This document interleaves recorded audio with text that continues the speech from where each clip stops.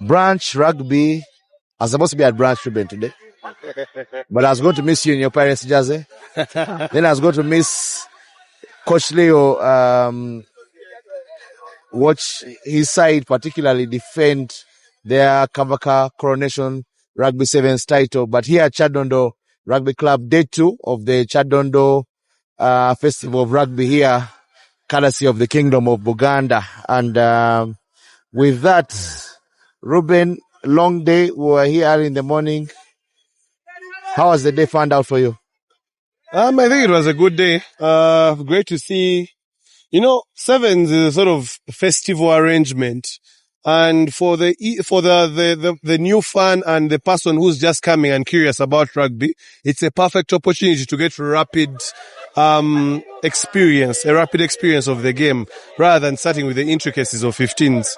So I think the Kabaka Coronation Sevens for the 2 days, yesterday and today, have been really good. But particularly day 2, you could see the intent and you could see the teams that have been preparing hard in the off season. You know, off season, many guys go real off and they chill. But you could see the guys who put in the work, and those are the teams that made it to the top 4 and the teams that eventually made it to the final, and you could see the winner as well.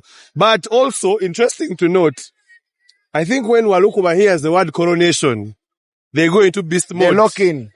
They grab the PlayStation pad I don't know how Coach Leo is going to do this, but he has to confuse his boys every week. Yeah. That guys, this is another coronation. Yes. Because it seems when they hear coronation, beast mode. Yes. Yeah. Yeah. My shirt says we sip champagne when we're thirsty, but the Barbarians are going to sip a lot of Nile Special in celebration of this win. Coach, tell us about this win. Well, leg 1 of the circuit, first circuit, I think we feel excited that we're able to defend the Kabaka Sevens, Coronation Sevens.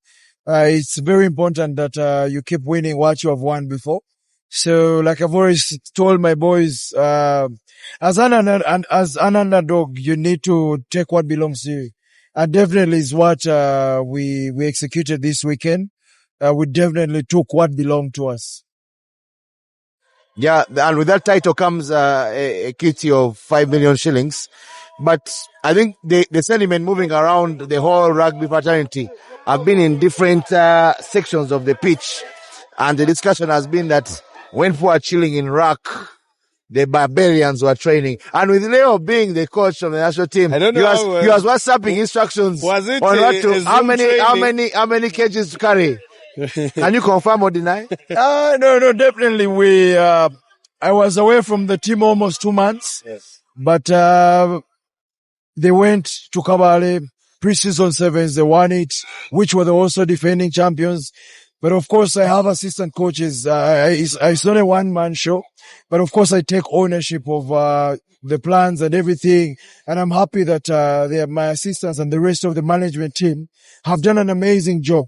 Where I'm away, even if tomorrow I get into politics of sports governance, there's continuity of the club. So it is amazing that how there's continuity of work. We had a very good pre-season, which is evident that today we've won, but also maintaining that preparation is also key on our side. So it's not winning one circuit and then you go back to reset. No. It has to be continuous and also get back the boys into recovery and then also prepare them again for the second circuit. So between now and Gulu, we only have 4 days, of which those 4 days we have a travel day. It's a long trip to Gulu. So what you do is very key among those days to prepare the boys for the next assignment. Yeah, Ruben, politics was very key yesterday in our discussion. Leo said he's not going for politics. But if he did, there's a team that can handle. Now, day 2 was basically not categorized by politics, but by teams that had hard work. What performances stood out for you in the quarterfinals and then the semifinals, as well as, obviously, not in the final winner is here? I think the fundamentals, especially when I'm looking at Walukuba, that semi-final for me was very key. 2 hungry sides that want to prove a point, but, and you could see Rhinos was actually putting on a lot of pressure, but the patience in defense from the Barbarians was what stood out for me. And they got their one chance and they killed off the game with Ivan Bulima scoring that try. I think for me that's what stood out in that particular on day 2 for the Walukuba Barbarians. But you could see, I think my biggest observation is there is a difference in attitude this year. And I hope that I'm not jinxing anything. And I think it's one of the questions that I want to ask coach that, we have seen so many times where there are cameo, appearances from teams like Rhinos, teams like Barbarians, and how they come and they perform well at one circuit and then all of a sudden they are not able to be consistent. But I am impressed by seeing a particular fight. And I know sometimes maybe trickle down into some unnecessary things, handbags and whatnot, but you could see that these boys are ready to do whatever it takes to make sure that they're getting the win.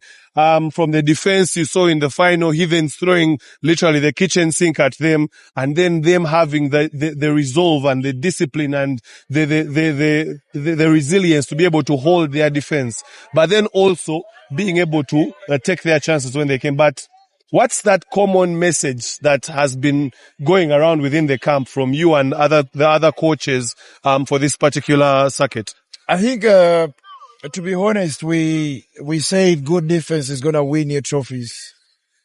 If you play good defense, you're going to get good balls and go put scores on board. You score something, you defend it. You score something, you defend it. When you look at the first 2 games, like on day 1, we did not really, play to our strength. And it was a different picture in the last game of day 1. We sold a different Walukuba that we wanted to see in the last game. We knew the final game of day 1 was very important for us to be strategic enough, have a certain pathway to our final game, which we achieved. So we sold something different, and our opponents definitely came in with a different mindset, but they didn't know what was coming to them. So good defense wins you trophies. You can only excite the fans with good offense, but also even good defense is exciting. Yeah, but what's ideally in the long term? What's the plan going to be like? Because of course, I know you've been with these boys for some time, and in my opinion, the first thing that kept coming in my mind was these boys have actually come of age. Mindset wise, in the way they understand the game, the way they are playing the game, it's on a different level. You could see previously they had the ability, but now there are so many other things that they have added to their game. But what's going to be the trick this year round? If, of course, Sevens is about consistency, accumulating points. Like, we've set, targets for each circuit. So it is upon us on how to prepare the boys. When you look at how we approach the Heathens game, it's totally different from the other games. We were very much composed and calm compared to them. But when we had the ball, we were fire. When they had the ball, we were fire. But also in our decision making. Yesterday we were very calm. Heathens were always quick tapping without direction. But also when we got penalties, we went and pinned them in their own half. Kicked for, we knew the set pieces are tick on our side. So we played along with our strength. Come, go in, recompose yourself, and then go put scores on board, come back, play defense.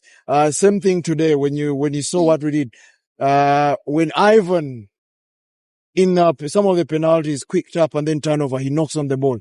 We had to tell him, leave that to the decision maker who has gift for courage. And then we went back to our composure. And that is one of the reasons why we won this game. Yeah. But for continuity, definitely we need to keep our players in very good health. That is number 1. Traveling long distances and having contact sport. We need to be able to dominate collusion like what we did this weekend. How we'll have a few, definitely it is open knowledge. We'll do an S&C recovery in the gym on Tuesday and then train on Thursday, leave that very day and recover from Bull on Friday, blow out on Friday evening and wait for the weekend.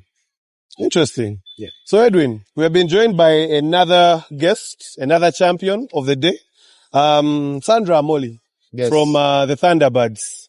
And I think it feels particularly good for her. I know she's going to tell us, but to win it at home especially.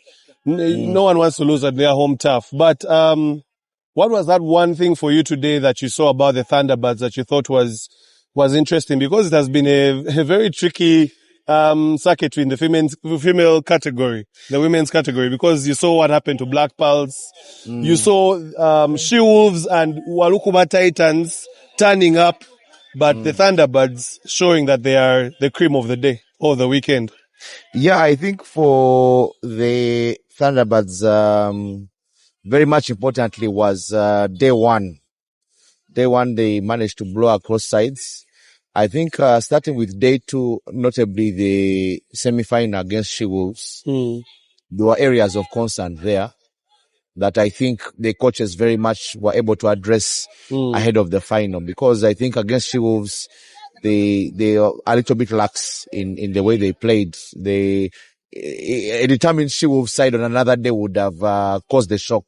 So it was good to see that in the final they did not take any chance, and they just consistently played the Thunderbirds way. I think the Thunderbirds way has been consistent from even those who have watched rugby of women for the years in advance. They will tell you that Thunderbirds rugby especially is bruising.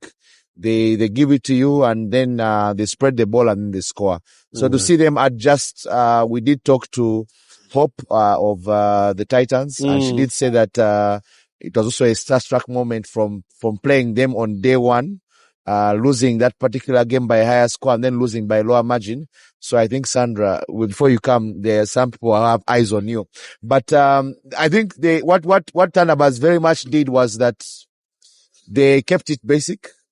And they used their physicality very well in this game as compared to the game against the She-Wolves. The She-Wolves on another good day or a bad day for the Thunderbirds would have changed things. But here they are, they won 15-0 and I think it was 15-0. And they, without a doubt, they will go into Gulu, sole favorites. Yeah, but before even get into asking you very many things, Sandra, how has the weekend been for you? I don't know if you've had a chance to now just sit and think about how day one and day two was, but maybe tell us from a Thunderbirds point of view, how was it for you guys? How was the circuit? I think it's been a good circuit. We started day one with a lot of confidence. We started it on a high. That's how we wanted it. And yeah, we stepped up to the expectations we had. And then yeah, the weekend was quite good. We had a lot of shortcomings in the middle. We lost our track. We lost our rhythm. But yeah, I'm quite happy how the girls got back on their toes, fought hard, and we got to be the champions of the circuit. It's a good feeling. Yeah, your coach, Chigongo Sewalamu, is a man that doesn't really show a lot of emotion. Win or lose, he just keeps walking with the same face, either whatever happens. But what was that communication he gave you guys between yesterday and today to see that you guys emerge victors? After the games yesterday, he really communicated to us that, tomorrow is going to be the big day, the business day. So we got to, put our minds into it, put our heads, put our everything so that, we come the next day, today, and then we come and fight all our hearts out because we needed to win. Yeah, and of course, when I maybe track back a little bit from last year, the sevens, we saw you started slowly and then somehow picked confidence. But this time round, it looks like you guys have started on the right note and the right trajectory. He talked about your team being particularly bruisers with a lot of hard carriers. But then there's also that flair that people like you and Samia Ikoro bring into the team. How are you guys been able to blend those two styles to mix a Thunderbirds Chadondo, proper, can I call it a Katogo? Yeah, Katogo. We've worked so hard during the pre-seasons. We had a lot of conditioning, strengthening, and all that stuff. So we knew very well what the forwards had to do, the ball carriers had to do, and then definitely what the backliners had to do. So we had just to, put the blend in, the forwards do their job as the backliners run through the people, and then we create gaps so that, we use our strength so that we get the work done easily. Okay. Edwin, anything you want to ask Sandra? She's a champion, as you can see with her medal. I don't know. Oh, coach also has his medal. He has so many things. The timer, what? He wants to coach us now. Yeah. We may end up in bumpies here in tricks. But, Sandra, maybe just from, your perspective, I think we had an interaction last year somewhere. You were very much, just coming back from an injury. how as a player, how do you get your mind back tuned to saying that you need to get back into the position where you can start playing for your club again after such an injury? To be honest, it has really been hard. It hasn't been easy. Trying to get back mentally, physically, and all that aspects. It's never been easy. But, I had my team at my back, a couple of doctors helping me through, my teammates. Yeah, they made it a little bit easier, but yeah, I had to work a lot to come back to this point. It wasn't easy. But I'm so happy. I'm so glad that I get to play rugby again. I get to play for my team again. And then I get to be the champion of the Kabaka Coronation. Well done.